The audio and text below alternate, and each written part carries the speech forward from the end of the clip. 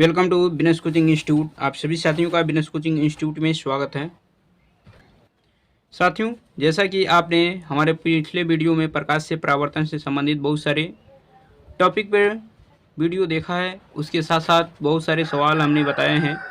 जो भी important topic थे, जो भी इम्पोर्टेंट क्वेश्चन थे, उन सब पे हमने डिस्कशन किया है। तो अगर आप हमारे उन वीडियो को नहीं देखे हो तो उन वीडियो को जरूर देखें। प्रकाश के परावर्तन से संबंधित हमने 4 टॉपिक पे वीडियो बनाया है, 4-5 टॉपिक पे, तो बहुत अच्छी तरीके से डिटेल में चीज़ों को समझाया है। आज हम लोग पढ़ेंगे प्रकाश का अपवर्तन। प्रकाश का अपवर्तन होता क्या है, इन सारी चीज़ों पे आज हम लोग डिटेल में चर्चा करेंगे।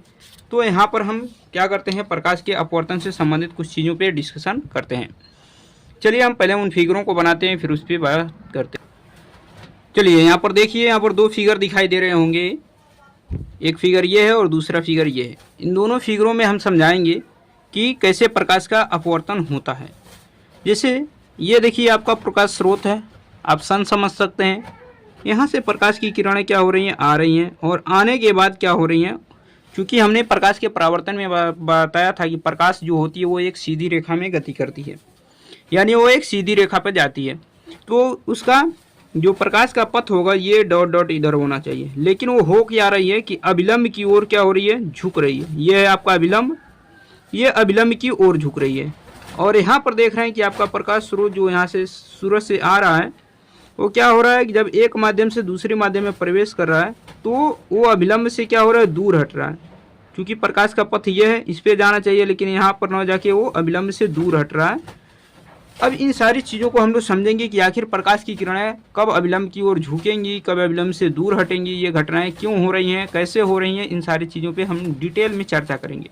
आज ये विश्वास मान के चलिए कि अगर आप पूरा वीडियो अंत तक देखते हैं तो प्रकाश के अपवर्तन से संबंधित कोई भी डाउट आपको नहीं रहेगा। ठीक है, तो चलिए पहले समझते हैं कि ऐसा क्यों हो रहा है। प्रकाश की किरणें एक जगह अभिलंब के पास जा रही है और दूसरी जगह अभिलंब से दूर हट रही है। इसका रीजन क्या है, इसके रीजन को समझते हैं। तो इसके रीजन को समझने से पहले आपको क्या समझना होगा कि पहले ये 2 चीज़ें आपको दिख रही हैं, एक है विरल माध्यम और दूसरा है सघन माध्यम। ये विरल माध्यम और सघन माध्यम क्या होते हैं? तो विरल माध्यम को आप ऐसे समझिए कि जैसे आपने पढ़ा होगा ठोस, द्रव, गैस, इन तीनों चीज़ों के बारे में पढ़ा होगा। केमिस्ट्री में भी आप पढ़ा होगा ठोस, द्रव, गैस। ठोस, द्रव, गैस में आपको पढ़ाया गया होगा कि ऐसे पदार्थ जिनके मॉलिक्यूल्स यानी जिनके अणु क्या होते हैं, पास पास होते हैं, वो ठोस कहलाते हैं। जैसे आपको बताया गया होगा कि लोहा, तांबा, चाहे पत्थर, तो ये क्या है, ठोस हैं। उसके बाद आपको बताया गया होगा द्रव। द्रव के बारे में बताया गया होगा कि जिनके अणु क्या होते हैं, ठोस की अपेक्षा दूर दूर होते हैं। ठोस में क्या होते हैं, बहुत करीब होते हैं, और द्रव में क्या होते हैं, ठोस की अपेक्षा थोड़ा दूर दूर होते हैं, उन्हें हम कहते हैं द्रव। और गैस के बारे में आपने पढ़ा होगा कि जिसमें क्या होते हैं, अणु जो होते हैं, मॉलिक्यूल्स के अणु जो होते हैं, वो ठोस, द्रव, गैस दोनों की अपेक्षा बहुत दूर दूर होते हैं, तो उसे हम कहते हैं गैस। तो यहाँ पर विरल माध्यम से सेंस ये है कि ऐसे पदार्थ, जैसे एक पदार्थ है, ये विरल माध्यम ले रहे हैं और दूसरा सघन में, तो अगर इस विरल माध्यम को आप ऐसे समझे कि वायु समझे, और सघन माध्यम को आप ऐसे समझे कि जल समझे, जैसे हम यहाँ पर लिख दे रहे हैं। चलिए, सघन माध्यम को आप जल समझिए और विरल माध्यम को वायु समझिए। अब आपको समझ में आ गया होगा कि वायु के अणु जो होते हैं वो दूर दूर होते हैं, और जल के जो अणु होते हैं वो पास पास होते हैं। तो यहाँ से आपको सघन विरल समझ में आ गया होगा। तो देखिए, अब वायु के अणु जो होते हैं वो दूर दूर होते हैं, और जल के अणु जो होते हैं पास पास होते हैं। तो जब प्रकाश की किरणें एक माध्यम से दूसरी माध्यम में जाती हैं, यानी विरल माध्यम से क्या होती हैं, सघन माध्यम में जाती हैं। तो अब विरल माध्यम में क्या है कि वायु के अणु जो हैं वो दूर दूर हैं, और सघन में क्या है, जल के अणु जो हैं वो पास पास हैं। तो जल के अणु जब पास पास होंगे तो वायु से जो भी प्रकाश की किरणें आएंगी वो उनका कुछ चाल होगा, और वो चाल जब क्या होगी, जब किसी माध्यम में प्रवेश करती है, यानी वायु से किस में प्रवेश करती है, जल में प्रवेश करती है। तो चूंकि जल के जो अणु होते हैं वो पास पास होते हैं वायु की अपेक्षा, इसकी वजह से वो क्या होता है कि प्रकाश की जो स्पीड होती है, जो चाल होती है, वो क्या होती है, इसमें धीमी हो जाती है, और वो प्रकाश की चाल धीमी होने की वजह से वो प्रकाश की किरणें अभिलंब की ओर झुक जाती हैं। किधर झुक जाती हैं, अभिलंब की ओर। ठीक है ना। इसके झुकने का एक रीजन आप ऐसे समझ सकते हैं कि जैसे आप निर्देशांक पढ़े होंगे, तो ये एक्स एक्सिस है और ये वाई एक्सिस है। तो आप देखते हैं कि मूल बिंदु से दाहिने तरफ सारे वैल्यू प्लस में होते हैं, मूल बिंदु से बाएं तरफ सारे वैल्यू माइनस में। मूल बिंदु से ऊपर जाते हैं वाई एक्स पे सब प्लस होते हैं, वाई एक्स पे नीचे आते हैं सारे वैल्यू माइनस होते हैं। अब देखिए जब स्पीड घटेगा तो माइनस की तरफ ही जाएगा ना, और जब स्पीड बढ़ेगा तो प्लस की तरफ जाएगा। तो यहाँ पर क्या हो रहा है कि जैसे आप एग्जाम्पल के रूप में ऐसे भी समझें कि जब आप वायु में दौड़ते हैं, यानी जब आप किसी सड़क पे दौड़ते हैं तो आपकी स्पीड बहुत तेज होती है, लेकिन जब वही आप क्या होता है जल में दौड़ते हैं तो उस समय आपकी स्पीड क्या होती है, धीमी होती है, यानी आप माइनस की तरफ जाते हैं, आपकी स्पीड घटती है, तो इसलिए ये अविलंब की ओर झुक जाती है, ठीक है ना। जबकि इसके विपरीत आपको देखा जाए तो ये आपका सघन माध्यम यानी जल है, और ये क्या है, विरल माध्यम को आप वायु ले लीजिए, वायु। अब देखिए इसी के जस्ट अपोजिट यहाँ पर कंसेप्ट लागू होगा कि जब प्रकाश की किरणें क्या हो रही हैं सघन माध्यम से, ये पूरे माध्यम सघन है ऊपर के, तो जब प्रकाश की किरणें सघन माध्यम से क्या होता है कि विरल माध्यम में प्रवेश करती हैं तो अविलंब से दूर हटती हैं। दूर क्यों हटती हैं, जैसे आपको एग्जांपल हमने बताया कि अगर आप जल में दौड़ते हैं तो आपकी स्पीड धीमी होती है, वही आप जल से दौड़ते हुए बाहर आते हैं यानी रोड पे दौड़ते हुए चले जाते हैं तो उस समय आपकी स्पीड क्या होती है, बढ़ जाती है।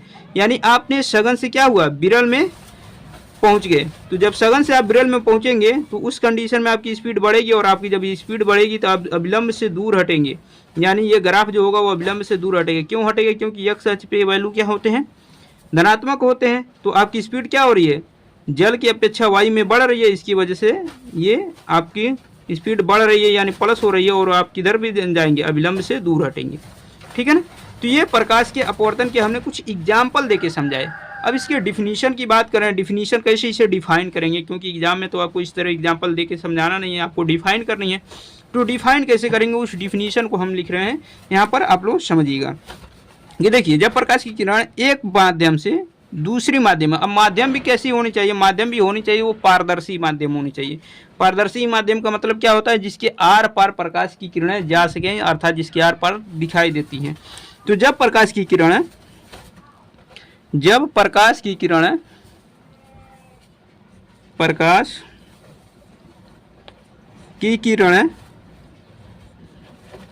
किरणें आप चाहें तो इसको अच्छी तरीके से नोट्स बना सकते हैं। जब प्रकाश की किरणें एक पारदर्शी माध्यम से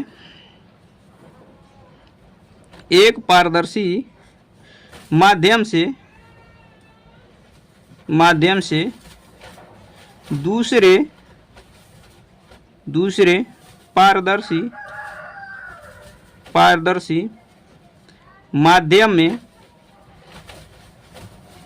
माध्यम में प्रवेश करती है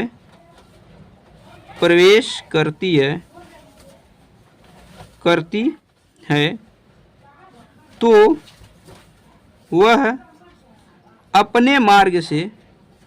अपने मार्ग से विचलित हो जाती है, विचलित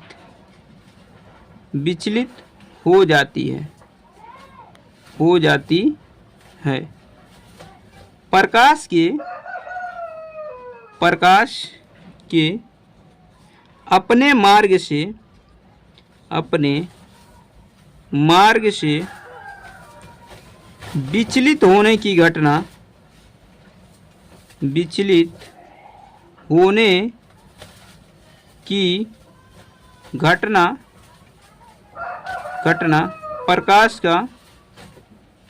प्रकाश का अपवर्तन कहलाता है,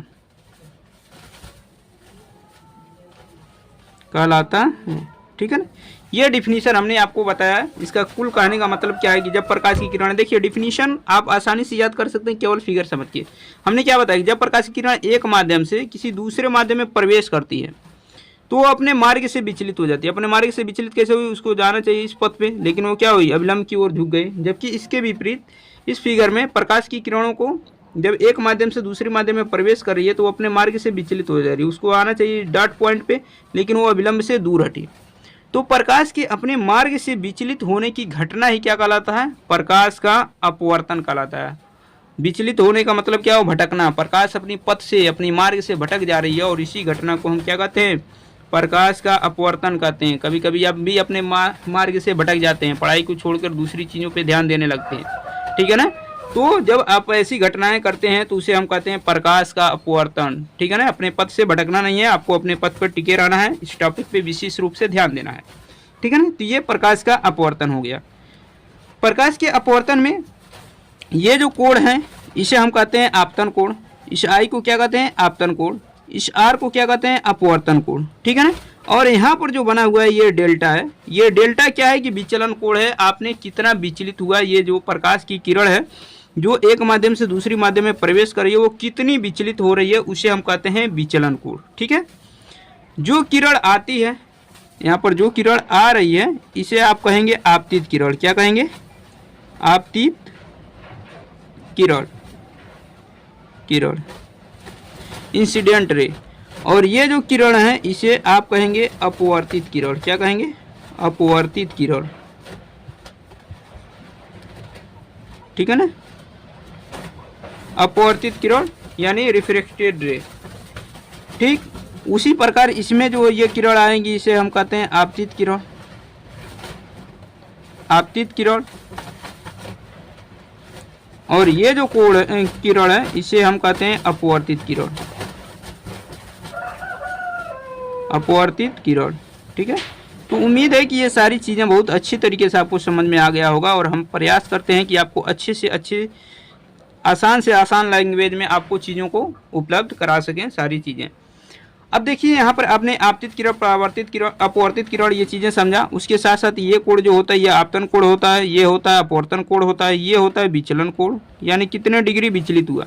सेम वही कंडीशन यहाँ पर है, ये आपतन कोण है, ये अपवर्तन कोण है पूरा, और ये क्या है विचलन कोण है, इस बात का ध्यान रखिएगा।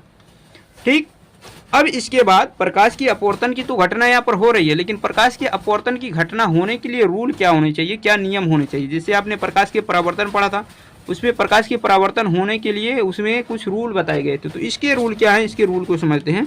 तो प्रकाश के परावर्तन के दो रूल है, सॉरी अपवर्तन के, प्रकाश के अपवर्तन के नियम, जिसे आप समझ सकते हैं प्रकाश के अपवर्तन के नियम, अपवर्तन के नियम, नियम इसके दो नियम है। पहला नियम क्या है, देखिए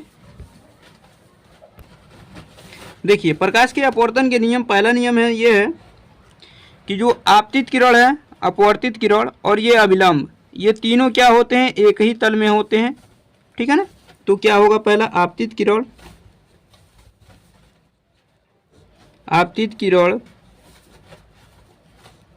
अपवर्तित किरण, अपवर्तित किरण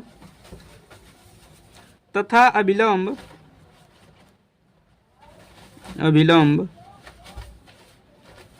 तथा अभिलंब तीनों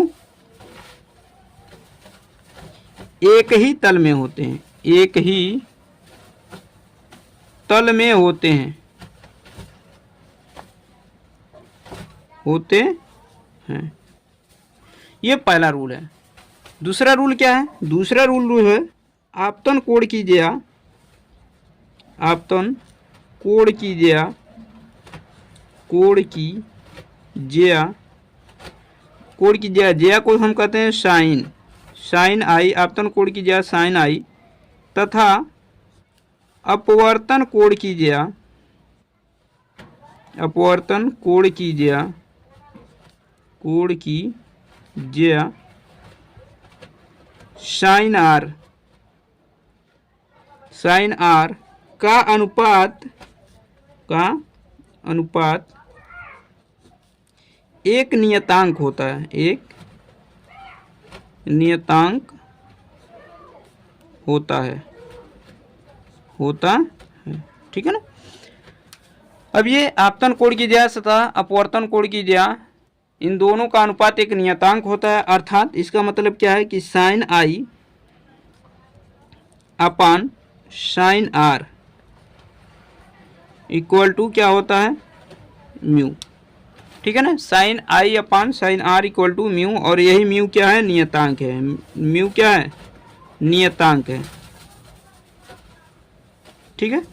sign i upon sine r ये क्या होता है, एक नियतांक होता है, और इसी को हम स्नेल का नियम भी कहते हैं, क्या कहते हैं, इसी को हम क्या कहते हैं, स्नेल का नियम भी कहते हैं। तो अगर आपके यहाँ से स्नेल का नियम पूछ दे तो आप इस नियम को बताएंगे कि आपतन कोण की ज्या साइन आई तथा अपवर्तन कोण की ज्या साइन आर के अनुपात को क्या कहते हैं, हमें नियतांक कहते हैं और यही क्या है, स्नेल का नियम है। ठीक है ना, हम यहाँ पर लिख भी दे रहे हैं।